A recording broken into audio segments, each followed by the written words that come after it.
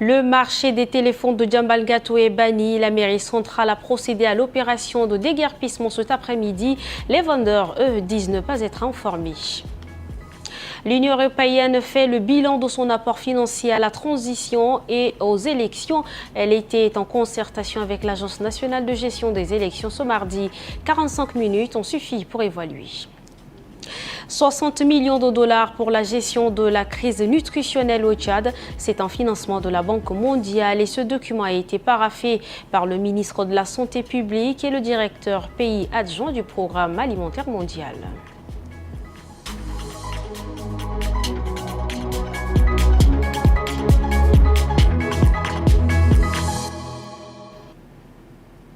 Bonsoir et bienvenue si vous nous rejoignez pour le 19h45. Le président de l'Agence nationale de gestion des élections, Ahmed Bartiré, a accordé une audience au représentant de l'Union européenne, Kurt Corneli. Ce mardi, les deux parties ont passé en revue l'appui de l'Union européenne depuis la transition jusqu'aux élections. Aimé Dolinassou. Un seul mot à l'ordre du jour entre les deux hommes. L'appui de l'Union européenne au Tchad pendant la transition. Et durant près de 45 minutes, tout, ou presque tout, a été passé en revue. On a parlé de perspectives d'un appui futur éventuel, parce que les élections vont suivre, d'autres élections, notamment les élections législatives et locales. Donc on a passé à la revue un peu quels pourraient être éventuellement des appuis futurs de l'Union européenne. Pour le futur, ça, on ne sait pas encore. On a discuté un peu quelles seraient les pistes éventuelles. Donc maintenant, on doit identifier avec notre équipe quelles pourraient être les formes d'appui. Et ensuite, si on décide qu'on va aller de l'avant, on va discuter avec les services techniques de l'ANGE l'appui de manière plus concrète. L'Union européenne fait partie des partenaires techniques et financiers qui ont financé la transition de 3 ans au Tchad. Comme réponse à la crise nutritionnelle qui sévit au Tchad, le ministère de la Santé publique, le Programme alimentaire mondial et la Banque mondiale ont signé ce 11 juin une convention. Et c'est un montant de 60 millions de dollars entièrement financé par la Banque mondiale. Regardez. D'après le ministère de la Santé publique, 41 départements sont en phase 3 de la crise nutritionnelle et plus généralement le Tchad est confronté à une insécurité alimentaire qui est due au choc climatique, aux conflits et aux vulnérabilités économiques. Devant cette situation, la Banque mondiale a mobilisé 60 millions de dollars couvrant la période d'intervention, à savoir la prévention de la malnutrition, la prise en charge nutritionnelle, les transferts cash et enfin la distribution des intrants nutritionnels. Une partie de ces montants servira à endiguer la crise pastorale qui a touché sérieusement le cheptel animal du Tchad. La signature de cette convention est l'aboutissement d'une requête introduite le 14 mars 2024 par le ministère de la Santé publique à la Banque mondiale. Abiba, en Guinée, l'insalubrité dans la ville de N'Djamena, manque de collaboration entre la mairie centrale et les mairies des 10 arrondissements sont des sujets au cœur des discussions ce mardi lors d'une réunion présidée par le ministre de l'administration du territoire. La substance de ces échanges avec Rassoumor Djemleila. Lever l'équivoque sur la mauvaise collaboration entre la mairie centrale et les maires des 10 communes est le but de cette table ronde. La mauvaise gestion de la capitale, l'insalubrité persistante, les jérémiades entre les responsables communaux, l'assainissement de la ville de N'Djamena, les non-paiements des agents municipaux n'ont pas été perdus de vue lors des échanges. Une situation justifiée par la maire de la ville de N'Djamena. Je voudrais aussi ici souligner que la mairie de N'Djamena manque de moyens et de matériel. Ce que beaucoup ne voient pas et ce que beaucoup ne comprennent pas.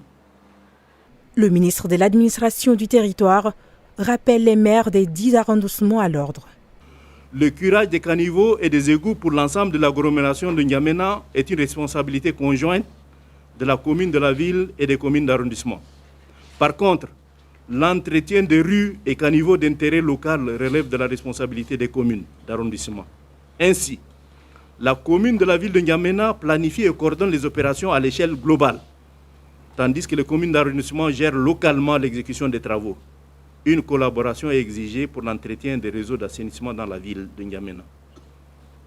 Les exécutifs des communes sont appelés à œuvrer en étroite collaboration avec la mairie centrale pour la restructuration de la ville de N'Djamena. Pour une vie globale sur les temps forts de l'actualité du jour, je vous propose cette compilation de Rassamok Jumleila. Ouvrons l'actualité en bref de ce mardi par cette information. Le comité de pilotage du projet de conservation du bassin du lac Tchad s'est réuni pour évaluer les activités mises en œuvre dans le cadre du projet financé par Affaires mondiales et Canada. Le projet vise à renforcer la résilience climatique dans les pays membres de la CBLT. Le secrétaire exécutif de la CBLT souligne l'importance de lutter contre les effets des changements climatiques qui ont impacté fortement le bassin du lac Tchad. Il appelle à une mobilisation de tous pour une mise en œuvre efficace des activités du projet et pour assurer la préservation des écosystèmes fragiles et des populations qui en dépendent. Le directeur général du Conseil des chargeurs du Tchad, Hamid Djumino, a entamé des visites de travail au Cameroun pour rencontrer ses homologues et partager des expériences. L'objectif est d'instaurer un cadre de consultation permanente pour défendre les intérêts des chargeurs tchadiens. Une délégation camerounaise est attendue à N'Djamena pour prendre part à la première édition des journées du chargeur tchadien prévue du 16 au 13 juillet 2024. Le Sénégal est devenu un pays producteur d'hydrocarbures avec le début de l'extraction de pétrole du champ de Sangomar au large des côtes africaines par la compagnie australienne Woodside Energy. Ce projet d'une valeur de 5 milliards de dollars vise une production de 100 000 barils de pétrole par jour. Un autre projet, Grand Tortue Amélim, développé par BP et Cosmos Energy, devrait produire 2,5 millions de tonnes de gaz naturel liquéfié par an. Ces projets devraient apporter d'importants revenus au pays et transformer son économie. Pour clore cette actualité en bref, le vice-président du Malawi, Solos Chilima, est décédé dans un accident d'avion confirmé par le président Lazarus Chakwera après la découverte de l'épave. L'avion militaire transportait 10 personnes, dont l'ancienne première dame Chanil Jimbiri, pour assister à des obsèques à Mouzouzou. Solos Chilima, une figure politique populaire, avait été suspendue en 2022 dans un scandale de corruption avant d'être réhabilité en mai. L'accident a été attribué à une mauvaise visibilité lors de l'atterrissage. Ce 11 juin, la mairie de N'Djamena déguerpit les vendeurs de téléphones et d'autres objets électroniques installés à l'endroit appelé Wall Street, au quartier Djambalgato, derrière Tigo. Cette opération fait suite à un communiqué de la mairie demandant aux commerçants installés sur les trottoirs et les voies publiques de les libérer. Or, les vendeurs, eux, disent ne pas être informés. Des kiosques démolis, des étals détruits, des conteneurs remorqués, une véritable démonstration de force des agents de la mairie ce matin. Elle déguerpit ainsi les occupants de cette zone transformée en un commerce des appareils électroniques. Et les déguerpis ne décolèrent pas. Ils n'ont rien dit, pas de message, aucune information reçue. Ils sont venus à l'improviste et ont demandé à ce qu'on recule nos effets. Et suite de cela, ils sont revenus aujourd'hui en nous demandant de déguerpir les coins. En 2001, les délégués sont allés voir Ali Haroun et ce dernier nous a garanti qu'on n'aura plus de soucis. On a même eu à payer les droits de place auprès de lui, ce qui nous garantissait des années d'occupation. Et tout d'un coup, la mairie vient nous déguerpir aujourd'hui. C'est pas du tout normal. La mairie brandit un communiqué selon lequel elle a demandé à ces derniers de quitter les voies publiques occupées de manière anarchique. On se demande tout le temps, mais ils ne veulent pas partir. Et ils occupent les soucis. Ils réduisent du coup la circulation et ils occasionnent beaucoup d'accidents. Voilà ce qui nous a motivés à descendre sur le terrain pour pouvoir libérer le passage. Et ce n'est pas la première ni la dernière.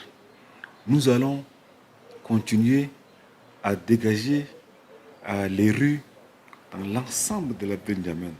En 2021, une opération similaire a été lancée par la mairie. Les commerçants ont été déguerpis avant qu'ils ne se réinstallent. Sylvie Joanne, commentée par Guénaondoum Cynthia, même sujet, un autre endroit réuni en assemblée générale extraordinaire. Le personnel de Sotel Tchad entend défendre son patrimoine immobilier contre une menace d'expropriation. Cette rencontre initiée par les syndicats Synastic et Siatel souligne l'inquiétude croissante parmi les employés face à un décret de transfert du terrain de Grédia dans le 5e arrondissement où la Sotel Tchad est logée. Vent debout, ces agents de Sotel Tchad d'une voix commune réclament l'annulation d'une mesure d'expropriation de leur site.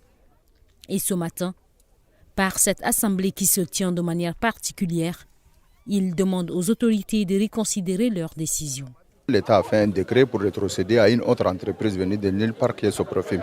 Et nous avons tenu à venir clarifier un peu la situation à nos collègues parce que les choses sont avancées avec Soprofim qui est en train de partager les terrains, qui est en train de prendre des millions avec les tierces personnes. Et ça, pour nous, il est inacceptable parce qu'un TF est inattaquable. Et si on ne fait pas de cela notre problème personnel, je pense que c'est illégal et ça risque de toucher l'ensemble des Tchadiens. Ce site de Grédia Champ de Fil, évalué à 85 millions de francs CFA en 1968 et réévalué à 6,5 milliards de francs CFA en 2012 et s'étend sur 19 000 mètres carrés. Tchad 0, Comores 2, c'est le résultat du match qui a opposé les deux pays dans le cadre des éliminatoires de la Coupe du Monde. En s'inclinant cet après-midi, les Sao du Tchad concèdent 2 défaites de suite après celle contre la République centrafricaine, 1-0. C'est avec ce mot de sport et cette information en bref que nous bouclons cette édition. Merci à vous, chers téléspectateurs, de l'avoir suivi.